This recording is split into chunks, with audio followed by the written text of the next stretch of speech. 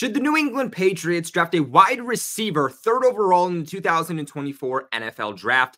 More specifically, should the New England Patriots draft wide receiver Marvin Harrison Jr. with the third overall pick? These are the glaring questions that Patriots fans are asking themselves, and it's a true debate here amongst Patriots fans if they should go the route of wide receiver, quarterback, or offensive tackle. And you can ask any Patriots fan, and I guarantee you that they will all have different answers on what New England should do. Is this an option for the Patriots? It's Marvin Harrison Jr., a realistic option for New England. Should they do it? And what does Marvin Harrison Jr. even bring to the team that he's going to go to? We're going to break all that down in today's video. But before we do, welcome on in, guys. I'm Colby Cochran from Patriots Global. If you guys are not subscribed to the channel already, please make sure you do. We actually have about 60% of you guys watching the channel not subscribed. So might as well subscribe, turn on that bell notification so that you get notified every single time we post a video.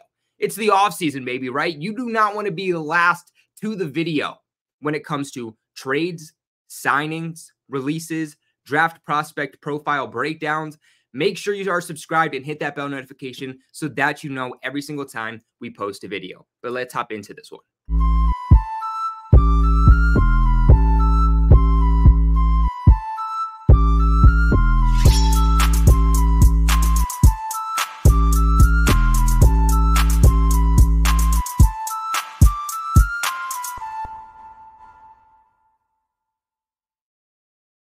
Now, Marvin Harrison Jr., this is a guy that is probably the most hyped up wide receiver in college football as he heads into the 2024 draft.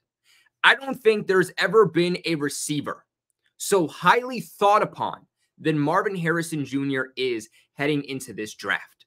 And that goes to say a lot. And you might hear that name and you might say, I swear I've seen somebody in the NFL with that name before. And that's because you have.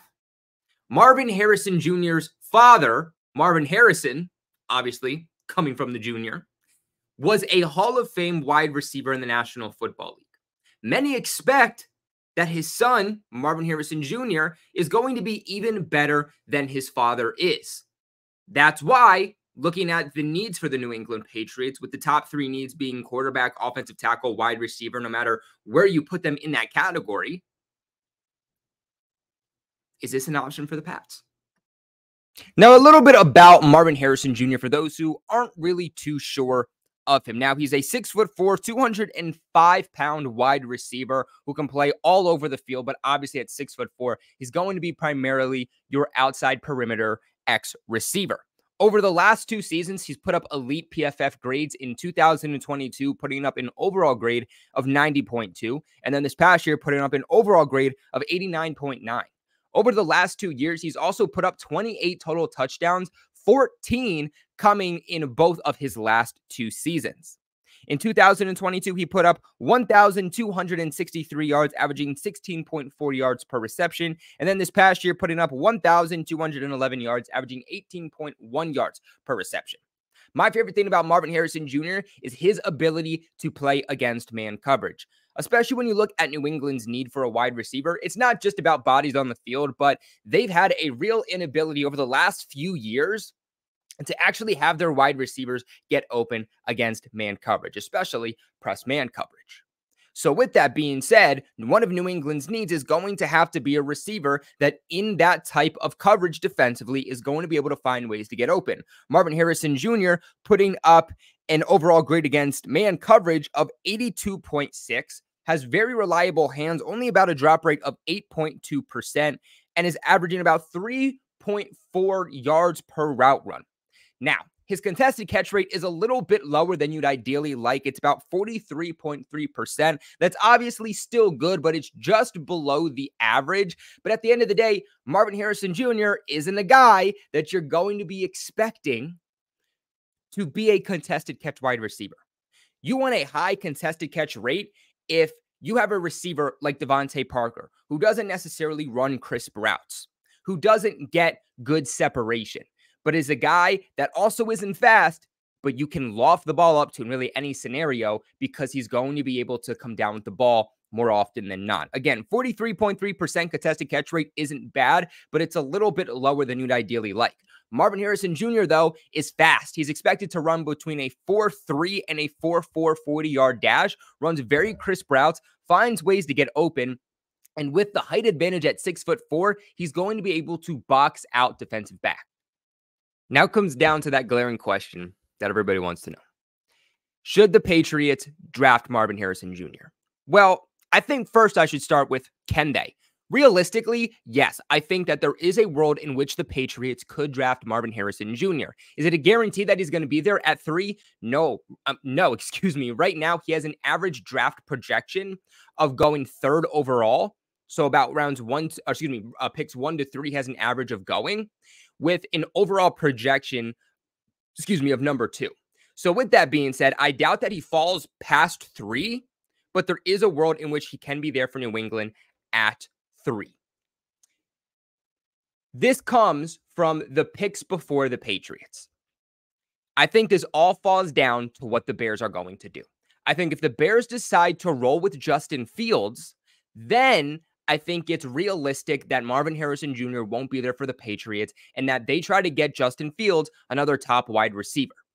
If they decide they're going to move on from Justin Fields, though, and that they're going to go with a Caleb Williams, then I think picks 1 and 2 are easily going to be quarterbacks between Chicago and between Washington. But if the New England Patriots have the chance to get either a quarterback, an offensive tackle, or a wide receiver with that 3rd overall pick, what should they do? They should pass up on Marvin Harrison Jr.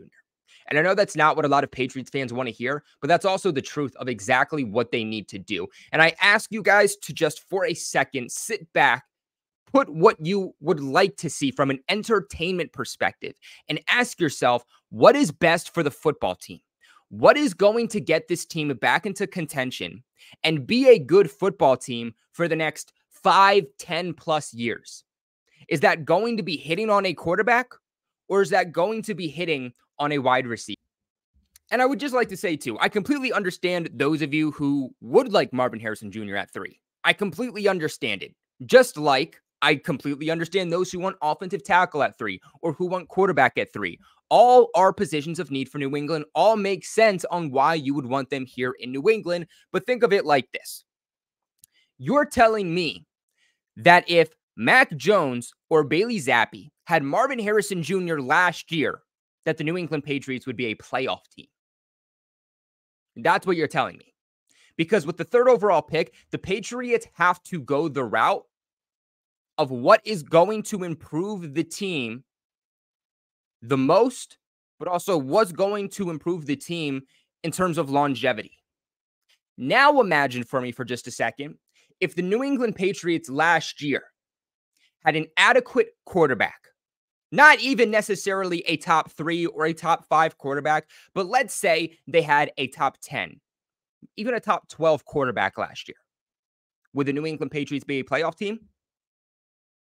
The answer is yes. Now, guys, before we continue on the video talking about Marvin Harrison Jr., I do want to give a massive shout out to the sponsors of this video, not just today, but of course, all season long. Those are my buddies over at BetUS. If you guys are interested in betting on the Super Bowl, are interested in betting in really any sport there is, BetUS is your one-stop shop. My favorite thing about BetUS is the fact that they're available no matter where you go. A lot of sports books, they're not available in every single state. You have to worry, am I allowed to bet here? Or if I'm traveling, am I going to be able to still place my parlays? With BetUS, no matter where you're going to go, you're going to be able to bet as long as you are of legal age. Them also being a sports book means that they have NFL futures, NFL games, college football. They have basketball, baseball, soccer, horse racing, fighting. If it's a sport that you think you can bet on or a sport you want to bet on, BetUS is going to have it. And right now, you guys can get a 125% sign-up bonus when you use the link in the description box below or pinned in the comment section below. That more than doubles your initial deposit. Let's say you put down $100, that turns into $225 for you to play with, all the way up to $2,500. That is some serious cash that you guys can make if you know what you're talking about. Not only is it an excellent opportunity for those of you who love sports betting to make some serious cash, but it also directly supports me. It directly supports this channel. So please click the link below, sign up for BetUS. It's completely free to sign up, and then see what all of the hype is about. and immediately use that 125% sign-up bonus. They also have immediate payouts. You guys don't have to wait days, hours, weeks. As long as you place your bet and your bet hits, you'll be able to pay out instantly along with 24-hour customer service. Not only that, though, but BetUS is also giving away 2 free Super Bowl tickets, and this is your last chance to be able to win those. Go ahead and listen how.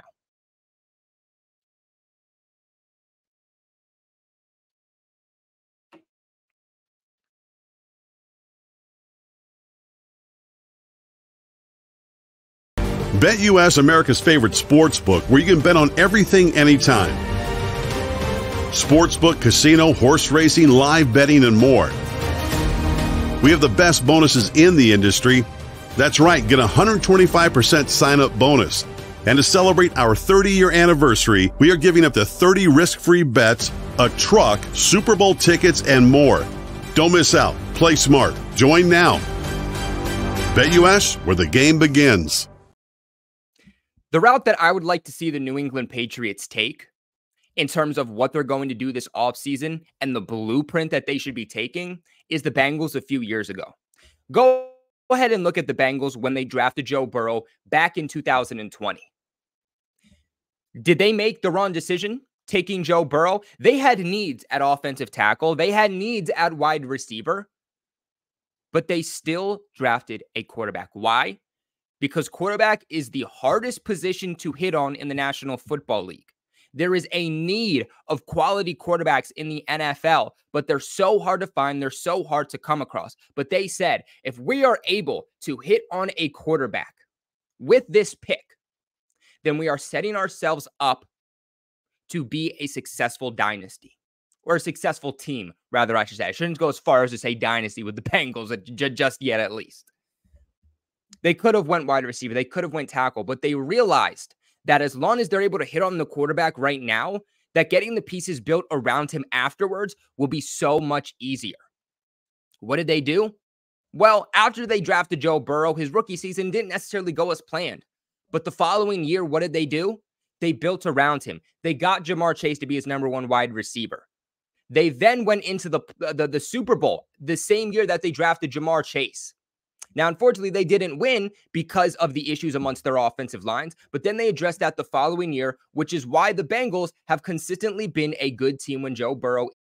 I think that everybody is getting ahead of themselves a little bit too much. Everybody wants the Patriots to have this top-end elite quarterback, but they want him to come into this perfect situation where he has a number 1 wide receiver, one of the best receiving corps in the National Football League, an elite starting tight end, and a top 5 offensive line.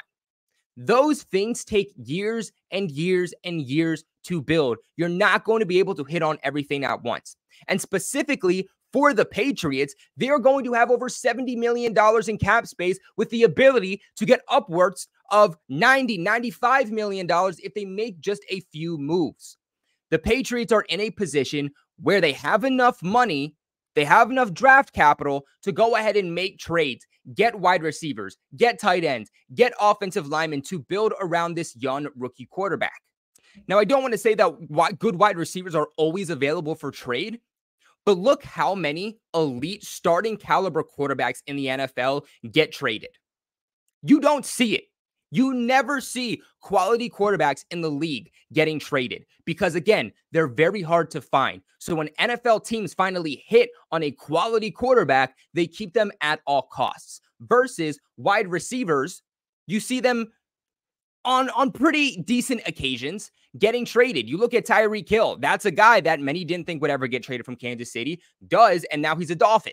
There's so many new wide receivers coming into the league every single year that it is significantly easier to hit on a quality wide receiver than it is a starting caliber quarterback. So with the Patriots being at a position with the 3rd overall pick to get a potential top quarterback, whether that's Jaden Daniels or Drake May, maybe they have the opportunity at one of them, you have to take it. And I know that a lot of people are looking at drafting a quarterback as a scare, as it's not guaranteed Patriots Global. That's why I went Marvin Harrison Jr. Well, guess what? That's the NFL draft for you. No matter what player, what position, what pick, what round, it is always a bet. It is always a chance that you are taking. You have to have a quality coaching staff to be able to put that player in a position to succeed. Because I could come out and say, well, you know what? The Patriots haven't been able to develop wide receivers in how long? How do you know that's going to change this year? How do you know they're not going to be able to develop Marvin Harrison Jr.? It is the same thing for quarterback. Every position is going to have the worry. It's always going to have the scare on if it's going to be able to be developed, if you're going to be able to hit on it. But sometimes you have to take the chance and have to make sure that you just put them in that position to succeed and develop. And not only that, but let's say that the Patriots do go Marvin Harrison Jr. at 3. Who's their quarterback? Because are you really going to tell me that you're confident in Bo Nix or Michael Penix? You're confident that those guys are going to be the future here in New England. The truth of the matter is, look at the playoffs. How many of the quarterbacks in the playoffs this year were first-round picks? Jared Goff, Patrick Mahomes. Who else could we talk about? Jordan Love, Lamar Jackson. This isn't 2010. This isn't 2012. The era of hitting on quarterbacks in rounds 2, 3, 4, 5.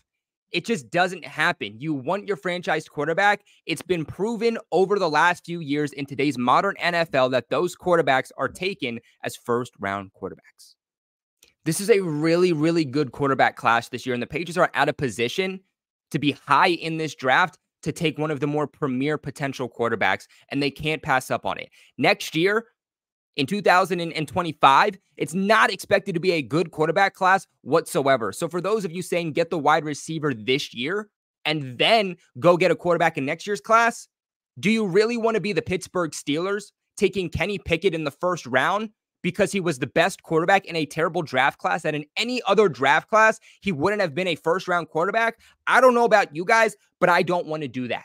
This is also a very good wide receiver classes. I'm sure I think we had a little bit of technical issues there, but this is also a very, very good wide receiver class. Marvin Harrison Jr. is not going to be the only elite wide receiver coming out of this class. Yes, he's probably going to be the best wide receiver coming out of this class, but he's not going to be the only elite wide receiver in this class. In fact, I will go as far as to say right now that Marvin Harrison Jr. isn't going to be the only Hall of Famer that is going to come out of this class. This is the best wide receivers class that we've seen since maybe 2020. And this class might even be better than the 2020 class. You look at the wide receivers in this class that are supposed to go in the first round alone, and you have about, 4 or 5 wide receivers? Marvin Harrison Jr., Malik Neighbors, Rome Odunze, Brian Thomas, Troy Franklin. These are all guys that are supposed to go in the first round alone. And the Patriots are sitting with a high second-round pick, meaning that they could potentially get a first-round wide receiver in the second round if one of those guys drops. This is also going to be a very good wide receiver free agency class. Now, that's if those top guys do ultimately come out on the open market.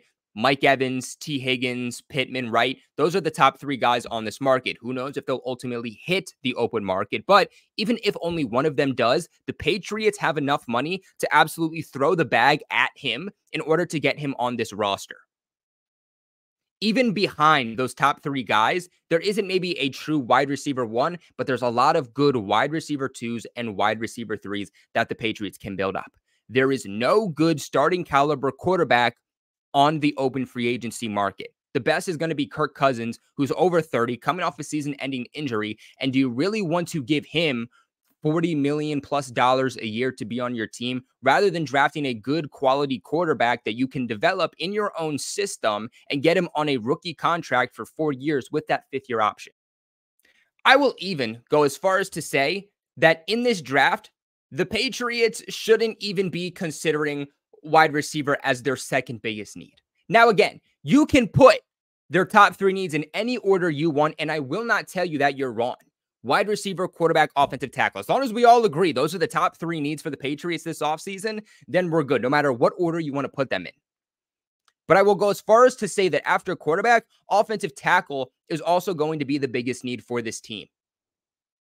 You need protection no matter who your quarterback is under center. Not only that, but I'm sure the Patriots are going to want to run the ball significantly next year with question marks amongst their receiving core, with question marks amongst their quarterback, whether that's new guys, whether that's rookies.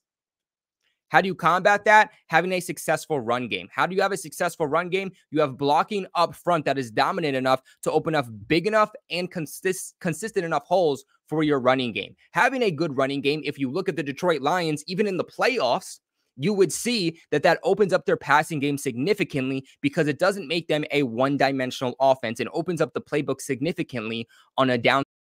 But guys, this is where I'm going to throw it off to you. Do you want the New England Patriots to draft Marvin Harrison Jr. at 3, or would you like to see them go a different route?